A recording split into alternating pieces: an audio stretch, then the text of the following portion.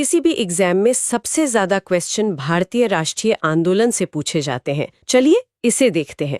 आज हम राष्ट्रीय आंदोलन के उस लंबे दौर का विश्लेषण करेंगे जो 1885 से शुरू होकर 1947 तक चलता है। तो चलिए इस कहानी के पहले अध्याय यानी 1885 पर चलते हैं। इसी वर्ष भारतीय राष्ट्रीय कांग्रेस की स्थापना हुई थी। इसके संस्थापक एक सेवानिवृत्त अंग्रेज आईसीएस अधिकारी एलन ऑक्टेवियन ह्यूम थे। लेकिन यहाँ एक बहुत ही दिलचस्प फैक्ट है जो अक्सर एग्जाम्स में टकराता है। शुरुआत में इस संस्था का नाम भारतीय राष्ट्रीय संघ था। हाँ, और ये दादा भाई नौरोजी का ही सुझाव था कि पहले सम्मेलन में इसका नाम बदलकर भारतीय राष्ट्रीय कांग्रेस कर दिया जाए। लेकिन हमें इस कालखंड को भी समझना होगा। 1885 से 1905 के काल को उदारवादी युग कहा जाता है और उसके तुरंत बाद मतलब 1905 से 1909 को उग्र राष्ट्रवाद का युग कहा जाता है। ऐसा इसलिए क्योंकि शुरुआत में कांग्रेस सिर्फ प्रार्थना पत्रों और अपीलों तक सीमित थी, लेकिन युवाओं को जल्दी ही समझ आ गया था कि अंग्रेज ऐसे नहीं मानेंगे।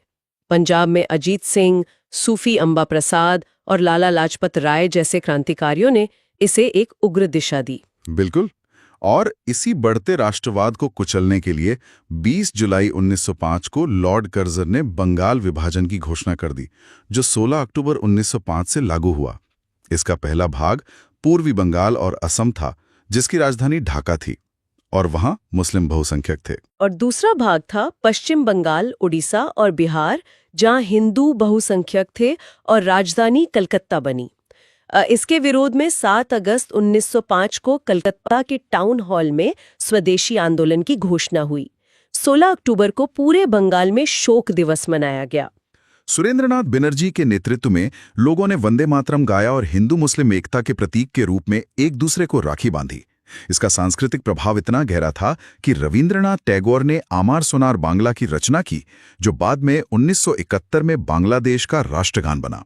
1906 के कलकत्ता अधिवेशन में दादा भाई नौरोजी ने पहली बार स्वराज की मांग की, लेकिन स्वदेशी आंदोलन को पूरे देश में कैसे फैलाया जाए, इसे लेकर कांग्रेस में कलह हो गई, जिसका नतीजा था 1907 का सूरत अधिवेशन। सही कहा। उग्रवादी लाला लाजपत राय को अध्यक्ष बनाना चाहते थे, लेकिन उदारवादियों ने रास बिहारी घोष को अध्यक्ष बना दिया। इससे कांग्रेस गरम दल और नरम दल में बंट गई।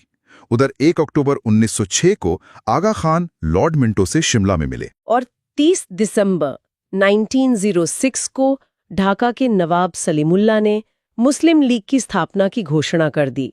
यहाँ विद्यार्थियों को ये बारीकी ध्यान रखनी चाहिए कि इसके प्रथम अध्यक्ष वकार उल मुल्क मुश्ताक हुसैन थे, लेकिन संस्थापक अध्यक्ष नवाब सलीमुल्लाह थे। 1908 के अधिवेशन में इन्होंने पृथक निर्वाचक मंडल की मांग की, जिसे अंग्रेजों ने 1909 के मार्ले मिंटो सुधार में तुरंत मान भी लिया। इसके बाद 1911 में दिल्ली दरबार का आयोजन हुआ, जो वायसराय लॉर्ड हार्डिंग ने जॉर्ज पंचम और महारानी मैरी के लिए आयोजित किया था।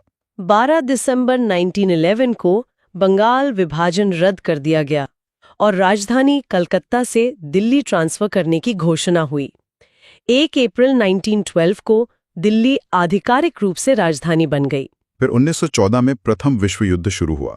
गांधी जी ने सेना में भर्ती के लिए लोगों को प्रोत्साहित किया, जिसके कारण उन्हें भर्ती कराने वाला सार्जेंट कहा गया और अंग्रेजों ने उन्हें केसरे हिंद की उपाधि दी। इसी बीच जून 1914 में होम रूल आंदोलन की पृष्ठभूमि तैयार होने लगी थी। अप्रैल 1916 में तिलक ने बेलगांव में इसे शुरू किया और उनकी पत्रिकाएं मराठा और केसरी बहुत अहम है। एनी बेसेंट ने सितंबर 1916 में मद्रास के अडयार में होम रूल लीग बनाई। जॉर्ज अरुंडेल उनके सचिव थे। एनी बेसेंट की पत्रिकाएं कॉमनवेल्थ और न्यू इंडिया थीं। इस आंदोलन के भारी दबाव में 1917 में मॉन्टेग्यू घोषणा हुई, जिसे उदारवादियों ने भारत का मैग्ना कार्टा कहा, और इसी के साथ होम रूल आंदोलन समाप्त हो गया। इसके बाद भारत सरकार अधिनियम 1919 आया, जिसमें प्रांतों में द्वैध शासन लागू हुआ और पहली बार भारत में लोक सेवा आयोग की स्थापना का प्रावधान किया गया। अब गांधी युग के आरंभ पर आते हैं। 9 जनवरी 1915 को वे दक्षिण अफ्रीका से वापस लौटे। 1915 में ही उन्होंने साबरमती नदी के तट पर सत्याग्रह आश्रम की स्थापना की। 1909 में लिखी उनकी पुस्तक हिंद स्वराज भी बहुत महत्वपूर्ण है, जिसमें स्वराज की व्याख्या है। भारत में उनके 3 सफल आंदोलनों का क्रम बहुत पूछा जाता है। पहला था 1917 का चंपारण सत्याग्रह, जो 3 कठिया पद्धति के विरुद्ध था। यहीं पर टैगोर ने उन्हें महात्मा की उपाधि दी थी। दूसरा 1918 का खेड़ा सत्याग्रह था, जिसे इतिहासकार हार्डिमन ने भारत का पहला वास्तविक किसान सत्याग्रह माना है। और तीसरा था अहमदाबाद मिल श्रमिक सत्याग्रह, जहां 35% बोनस की मांग को लेकर गांधी जी ने भारत में अपनी पहली भूख हड़ताल की। इन सत्याग्रहों के जवाब में 1917 में सिडनी रॉलेट की अध्यक्षता में कमेटी बनी और 1919 में रॉलेट एक्ट पास हुआ। इसे बिना अपील, बिना वकील, बिना दलील का कानून कहा गया। और इसी काले कानून के विरोध में 13 अप्रैल 1919 को जलियांवाला बाग में शांतिपूर्ण सभा हो रही थी। तभी ओडायर के निर्देश पर निहत्थी भीड़ पर फायरिंग हुई और करीब 1000 मासूम लोग मारे गए। इस घटना से क्षुब्ध होकर 1 अगस्त 1920 से असहयोग आंदोलन शुरू हुआ, लेकिन 5 फरवरी 1922 को गोरखपुर के चौरा चौरी में 22 पुलिसकर्मियों की मौत की हिंसक घटना हो गई, जिससे आहत होकर गांधी जी ने 12 फरवरी 1922 को बारदोली बैठक में आंदोलन समाप्त करने का अचानक निर्णय ले लिया। इससे युवाओं में भारी निराशा हुई और क्रांतिकारी गतिविधियों का नया दौर शुरू हुआ। वैसे क्रांतिकारी गतिविधियों का प्रथम चरण 1907 से 1917 तक था। इसकी शुरुआत 22 जून 1897 को ही हो गई थी, जब चापेकर बंधुओं ने पुणे के प्लेग कमिश्नर रैंड और एमहर्स्ट की हत्या की थी। बिल्कुल। 1902 में मिदनापुर में ज्ञानेंद्र नाथ वसु और कलकत्ता में पी मिश्रा ने अनुशीलन समिति बनाई।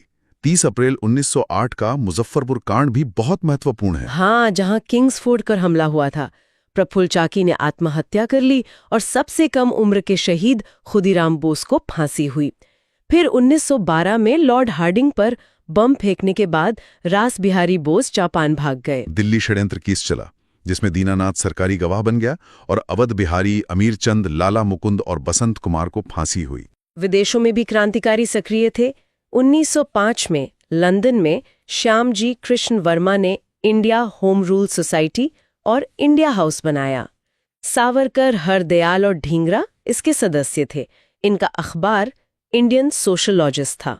मैडम भीकाजी कामा को मदर ऑफ इंडियन रेवोल्यूशन कहा गया। अमेरिका में गदर पार्टी की स्थापना हुई, जिसका प्रमुख केंद्र बाद में पंजाब बना। अब द्वितीय चरण की बात करते हैं, जो 1924 से 1934 तक चला। अक्टूबर 1924 में कानपुर में HRA की स्थापना हुई। सचिंद्र सान्याल, राम प्रसाद बिस्मिल और चंद्रशेखर आजाद इसके प्रमुख थे। 9 अगस्त 1925 को काकोरी कांड हुआ, जिसमें 8 डाउन ट्रेन लूटी गई। 1927 में बिस्मिल, लहिड़ी, रोशनलाल और अशफाक उल्लाह को फांसी हुई। 30 अक्टूबर 1928 को सैंडर्स की हत्या हुई, जिसमें भगत सिंह, आजाद और राजगुरु शामिल थे। विधानमंडल में बम फेंकते समय भगत सिंह ने पहली बार इनकलाब जिंदाबाद का नारा दिया। देखिए, यहाँ याद रखने वाली बात है कि इस नारे की रचना मोहम्मद इकबाल ने की थी। लाहौर षड्यंत्र केस में 23 मार्च 1931 को लाहौर सेंट्रल जेल में भगत सिंह, सुखदेव और राजगुरु को फांसी दे दी गई। अब हम राष्ट्रीय आंदोलन के अंतिम चरण 1927 से 1947 पर आते हैं। 3 फरवरी 1928 को साइमन कमीशन बॉम्बे पहुंचा। इसे श्वेत आयोग कहा गया क्योंकि इसमें कोई भारतीय नहीं था और साइमन वापस जाओ के नारे लगे। फिर 12 मार्च 1930 को साबरमती से 78 अनुयायियों के साथ दांडी यात्रा शुरू हुई। 24 दिन बाद 6 अप्रैल को नमक कानून तोड़कर सविनय अवज्ञा आंदोलन शुरू हुआ। सुभाष चंद्र बोस ने इस यात्रा की तुलना नेपोलियन के पेरिस अभियान और मुसोलिनी के रोम मार्च से की। पश्चिमोत्तर सीमा प्रांत में खान अब्दुल गफ्फार खान ने लाल कुर्ती दल का नेतृत्व किया और मणिपुर में 13 वर्षीय गैडिन ल्यू ने जियातरंग आंदोलन चलाया, जिन्हें नेहरू ने रानी की उपाधि दी। 5 मार्च 1931 को सप्रू व जयकर के प्रयासों से गांधी इरविन समझौता हुआ। फिर सांप्रदायिक पंचाट आया, जिसमें दलितों के लिए प्रांतीय में 148 और केंद्रीय में 18% सीटों का आरक्षण तय हुआ। 22 मार्च 1942 को सर स्टैफर्ड क्रिप्स के नेतृत्व में क्रिप्स मिशन भारत आया। इसके विफल होने पर 14 जुलाई 1942 को वर्धा प्रस्ताव पारित हुआ और अगस्त क्रांति या भारत छोड़ो आंदोलन शुरू हुआ। यही गांधी जी ने करो या मरो का ऐतिहासिक नारा दिया। उधर सुभाष चंद्र बोस 17 जनवरी 1941 को भारत छोड़ चुके थे। जर्मनी में उन्हें नेताजी की उपाधि मिली, फ्री इंडिया सेंटर बना और जय हिंद का नारा दिया गया।